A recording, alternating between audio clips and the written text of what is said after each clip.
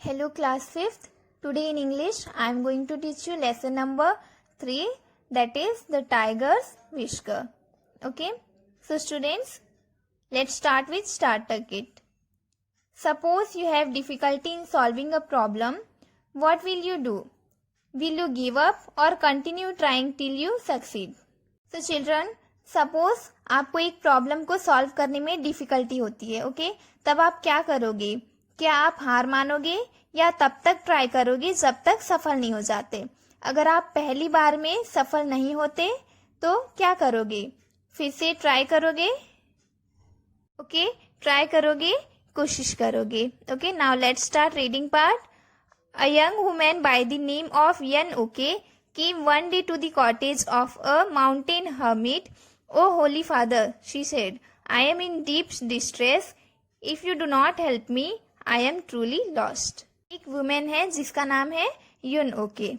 एक दिन कॉटेज मतलब झोपड़ी में, जहाँ पे हर्मिट मतलब संत जो माउंटेन के पहाड़ों में रहता था, वहाँ पे जाती है और बोलती है, "ओ संत, मैं एक बहुत बड़ी प्रॉब्लम में हूँ. अगर आप मेरी हेल्प नहीं करोगे तो मुझे नहीं पता कि मुझे क्या करना है." Then well what is your problem said the hermit. Hermit क्या बोलता है? अच्छा तो अब मुझे बताओ कि तुम्हारा प्रॉब्लम क्या है.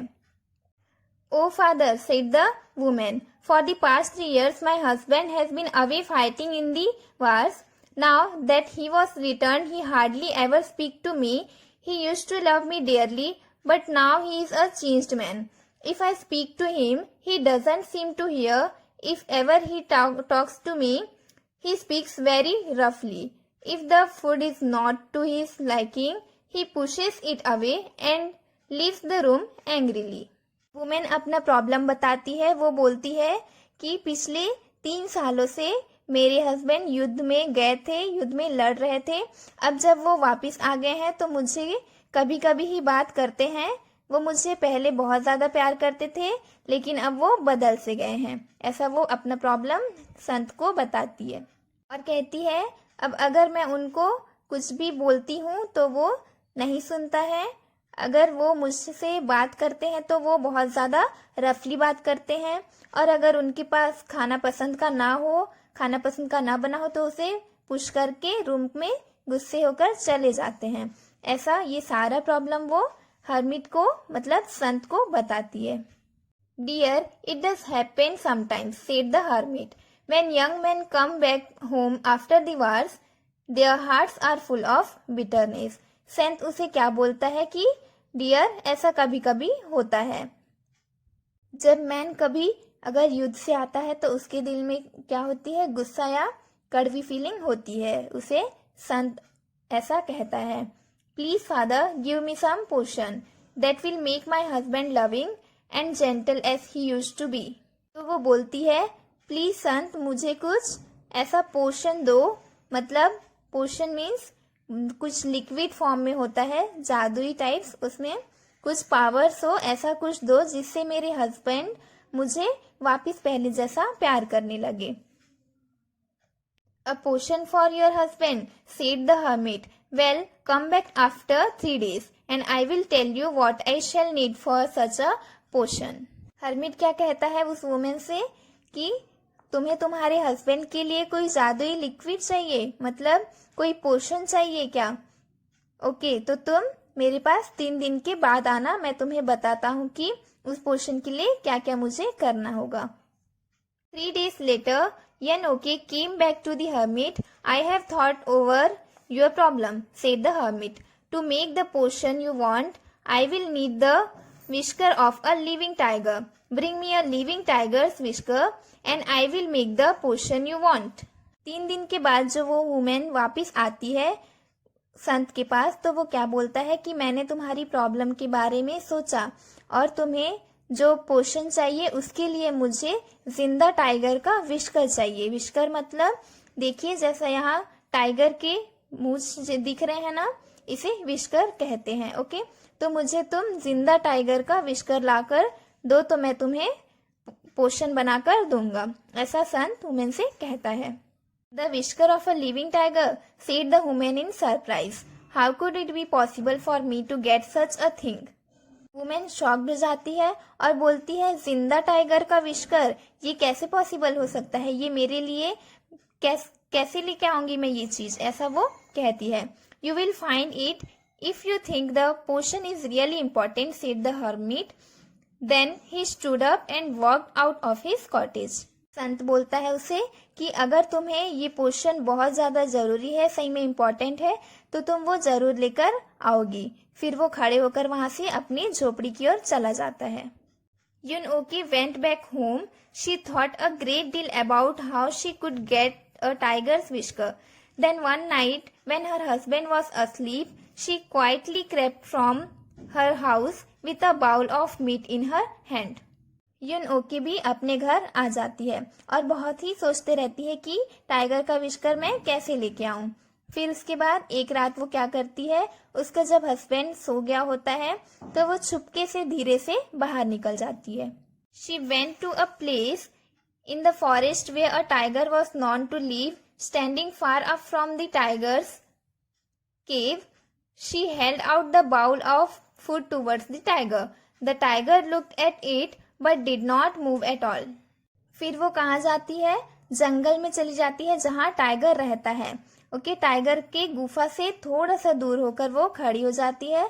जो उसके लिए खाना लेकर आई होती है वो उसकी तरफ करती है। ओके, टाइगर भी उसकी तरफ देखता है लेकिन वो थोड़ा सा भी मूव नहीं करता, वो थोड़ा भी नहीं हिलता है।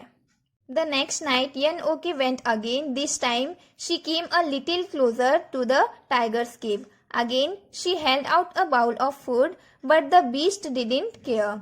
Night after night, she would go to the mountain, getting each time a few steps closer to the tiger's cave.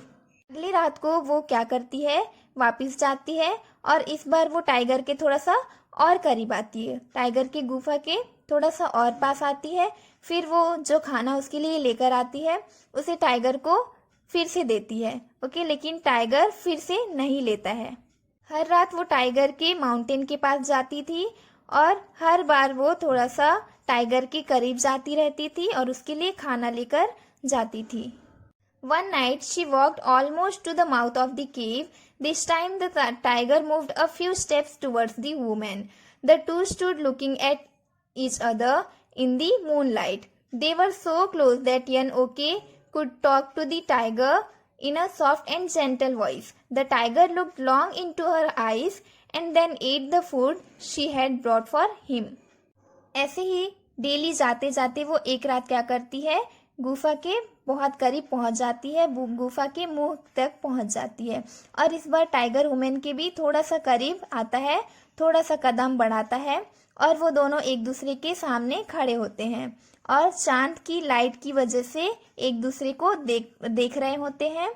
वो इतने पास थे कि धीरे से प्यार से टाइगर को वो बात कर सकती थी, अपना खाना दे सकती थी और टाइगर भी यूनओकी की आइस में देख रहा था और एट लास्ट वो क्या करता है, उसका खाना खा लेता है जो उसके लिए वो लेकर आती है हमेशा। Okay, when Yun Ok came again the next night she found the tiger waiting for her on the trail. After the tiger had eaten the food brought for him, Yun Ok caressed his head gently with her hands. This continued for many days. ऐसे ही जब यूनओकी अगली रात फिर आती है तो वो देखती है कि टाइगर उसका वेट कर रहा होता है। कहाँ पे, ट्रेल मतलब रास्ते में बैठा हुआ उसका वेट कर रहा होता है। टाइगर वो खाना खा लेता है फिर से जो वो उसके लिए लेकर आई होती है और यूनओकी उसके हाथों से क्या करती है, उसको उसके हेड पे सहलाती है प्यार से। ओके, ऐसा बहुत दिनों तक फिर चलता रहता है। Then one night caressing the tiger's head lovingly, Yun Ok said, oh gentle tiger, I want one of your whiskers, please don't be angry when I have it. एक रात क्या होता है, जब वो उसका टाइगर का सर को सहला रही होती है प्यार से तो वो उससे कहती है कि ओ प्यारे टाइगर, मुझे तुम्हारे विस्कर में से एक विस्कर चाहिए, लेकिन तुम गुस्सा मत होना जब मैं उसे काटूंगी।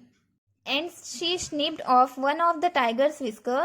The tiger was not angry at all. फिर वो सीजर से टाइगर की विस्कर में से एक विस्कर काट लेती है। Okay, as you can see this picture, देख रहे हो, जैसा कि इस पिक्चर में दिखाया गया है वैसे काट लेती है और टाइगर बिल्कुल भी गुस्सा नहीं होता है। So students, this story is too long, so next part we will read in next class, okay.